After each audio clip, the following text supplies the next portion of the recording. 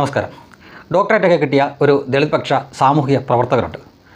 ദളിത് പക്ഷ സാമൂഹിക പ്രവർത്തകനാണ് എന്നൊക്കെ പറഞ്ഞാണ് നടക്കുന്നത്. പക്ഷേ ഇസ്ലാമിസ്റ്റുകളെ വെളുപ്പിക്കലാണ് പ്രധാനപ്പെട്ട പണി. അദ്ദേഹത്തിൻ്റെ പേര് ഡോക്ടർ ശ്യാംകുമാർ എന്നാണ്. വാ തുറന്നാൽ ഈ സവർണ അവർണ വ്യത്യാസവും പഴയ കാലത്തെ ജാതി വ്യത്യാസവും അതിനെപ്പറ്റി ഇങ്ങനെ ആളുകളുടെ ഇടയിലേക്ക് കുത്തിത്തിരിപ്പുണ്ടാക്കി ഓർമ്മിപ്പിക്കുന്ന രീതിയിലുള്ള പ്രവർത്തനവും മറ്റുമൊക്കെ നടത്തിക്കൊണ്ടിരിക്കുന്ന ഒരു വ്യക്തിയാണ്. നമുക്കറിയാം, ഇത് ജെൻസിയുടെ കാലമാണ് എന്ന് നമുക്കറിയാം. പുതിയ കാലത്തെ പിള്ളേർ ഈ ജാതി വ്യത്യാസമോ എന്തിന് മതവ്യത്യാസം പോലും ഇല്ലാതെ ഇടകലർന്ന് ജീവിക്കുന്ന, അല്ലെങ്കിൽ ലോകം അങ്ങനെ മുന്നോട്ട് പോയിക്കൊണ്ടിരിക്കുകയാണ്. അപ്പോഴും ഈ നമ്മൾ മറന്നു കളയേണ്ട, ഉപേക്ഷിച്ച് കളയേണ്ട കാര്യങ്ങൾ തന്നെ ഇങ്ങനെ ഓർമ്മിപ്പിച്ച് വീണ്ടും സമൂഹത്തിൽ അന്തചിത്രം ഉണ്ടാക്കാൻ വേണ്ടിയിട്ട് യഥാർത്ഥത്തിൽ നിങ്ങൾ ചിന്തിച്ച് നോക്കണം, ആർക്കാണ് അതിൻ്റെ ആവശ്യം? തീർച്ചയായിട്ടും ഇസ്ലാമിസ്റ്റുകൾക്കാണ് അതിൻ്റെ ആവശ്യം. ഹൈന്ദവർ തമ്മിൽ ജാതീയമായിട്ട് വേർതിരിഞ്ഞ് ഇങ്ങനെ പരസ്പരം പോരടിച്ച് നിൽക്കണം, എങ്കിൽ മാത്രമേ അവർക്ക് അവരുടെ ലക്ഷ്യത്തിലെത്താൻ സാധിക്കൂ. അങ്ങനെ ഇതുപോലുള്ള ചില ചട്ടങ്ങളെ അവർ സമൂഹത്തിൽ നിന്ന് കണ്ടെടുക്കും.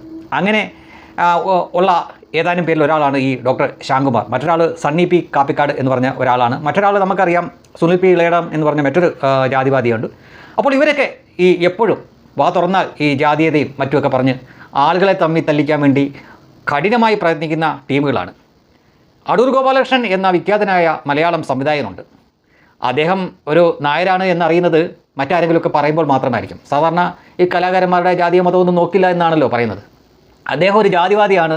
അതിനാൽ അദ്ദേഹം പങ്കെടുക്കുന്ന പരിപാടിയിൽ താൻ പങ്കെടുക്കില്ല എന്ന് പറഞ്ഞുകൊണ്ട് അദ്ദേഹം പങ്കെടുക്കുന്ന പരിപാടി ബഹിഷ്കരിച്ച മുതലാണ് ഈ ഡോക്ടർ ശ്യാംകുമാർ. അതായത് ചുരുക്കി പറഞ്ഞു കഴിഞ്ഞാൽ അദ്ദേഹം ഇസ്ലാമിസ്റ്റുകൾക്ക് വേണ്ടിയിട്ട് ഹൈന്ദവരുടെ ഇടയിൽ ജാതീയമായി കുത്തിത്തിരിപ്പുണ്ടാക്കാൻ അക്ഷീണം പ്രയത്നിക്കുന്ന ഒരാൾ എന്ന് തന്നെ പറയാം. എന്നാൽ ഞാൻ ഇനി കാണിക്കുന്ന ഈ ചിത്രം നോക്കൂ. ഇങ്ങനെ നടക്കുന്ന ഒരാൾ യാതൊരു ഉളുപ്പുമില്ലാതെ ഒരു സവർണൻ്റെ പേരിലുള്ള അവാർഡ് വാങ്ങി ഇളിച്ചു നിൽക്കുന്ന ഒരു കാഴ്ചയാണ് ഈ കാണുന്നത്. ആ അവാർഡിൻ്റെ പേരിൻ്റെ കൂടെ ആരുടെ പേരാണോ ആ പേരിൻ്റെ കൂടെ പിള്ള എന്നൊരു വാല് കൂടി ഉണ്ട് എന്ന് ഓർക്കണം. അടൂർ ഗോപാലകൃഷ്ണൻ്റെ കൂടെ വേദി പങ്കിടില്ല എന്ന് പറഞ്ഞ് അത് ബഹിഷ്കരിച്ച ആളാണ് ഈ അവാർഡ് വാങ്ങി നിൽക്കുന്നത് എന്ന് നോക്കുക. ഒരുപക്ഷേ അത് കൊടുത്ത ആൾ മറ്റൊരു ആൾക്ക് ഇഷ്ടപ്പെട്ട നാമധാരി ആയതുകൊണ്ടാവാം ഒരുപക്ഷേ അത് വാങ്ങിയത്. എങ്കിലും ഉളുപ്പ് എന്ന് പറഞ്ഞൊരു സാധനമുണ്ടല്ലോ. നോക്കൂ, ഈ അവാർഡ് നോക്കൂ. വൈജ്ഞാനിക സാഹിത്യത്തിനുള്ള കേരള സാഹിത്യ അക്കാദമിയുടെ GN പിള്ള എൻഡോവ്മെൻറ്റ് അവാർഡ് സാഹിത്യ അക്കാദമിയുടെ ആദരണീയനായ സെക്രട്ടറി അബൂബക്കർ മാഷിൽ നിന്നും ഇന്ന് ഏറ്റുവാങ്ങി എന്നാണ് അദ്ദേഹം പോസ്റ്റിട്ടിരിക്കുന്നത്. ചിത്രങ്ങൾ സഹിതമുണ്ട്. വളരെ ലളിതമാണ് കാര്യങ്ങൾ. അതാകുമ്പോൾ അവാർഡ് കിട്ടും, അതിൻ്റെ കൂടെ കാശും ഉണ്ടല്ലോ. അപ്പോൾ കാശ് കിട്ടിയ ഏത് സവർണനാണേലും പ്രശ്നമൊന്നുമില്ല എന്നായിരിക്കും ഒരുപക്ഷെ ഈ ദളിത് പക്ഷപാതി കരുതി വച്ചിരിക്കുന്നത്. അംബേദ്കർ പറഞ്ഞു എന്ന് പറഞ്ഞ് വലിയൊരു കള്ളം കൂടി അയാൾ ഏതാനും ആഴ്ചകൾക്ക് മുമ്പ് ഇവിടെ സമൂഹത്തിലേക്ക് പടർത്തി വിട്ടതാണ്. അത് മറ്റൊന്നുമല്ല, മുസ്ലിം സ്ത്രീകൾ അവർ പർദ്ദയിടാൻ കാരണം, ഹിജാബ് ഇടാൻ കാരണം ബ്രാഹ്മണരെ പേടിച്ചിട്ടാണ് എന്ന വിചിത്രമായിട്ടുള്ള ഒരു കണ്ടുപിടുത്തം ഈ മുതൽ നടത്തിക്കളഞ്ഞു.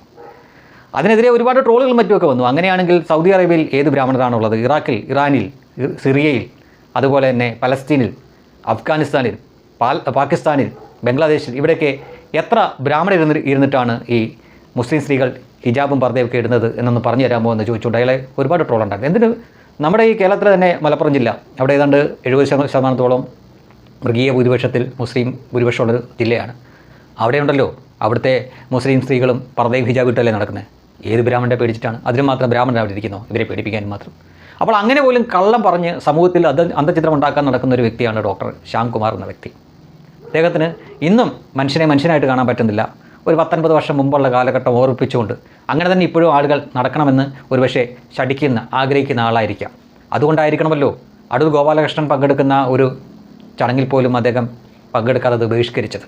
അതേ വ്യക്തി പക്ഷേ ഒരു പിള്ളയുടെ പേരിലുള്ള അവാർഡ് യാതൊരു ഉടുപ്പുമില്ലാതെ വാങ്ങി. എന്തൊക്കെ കണ്ടാലാണ് ഒരു ദിവസം ഒന്ന് കടന്നു പോകുന്നത് അല്ലേ?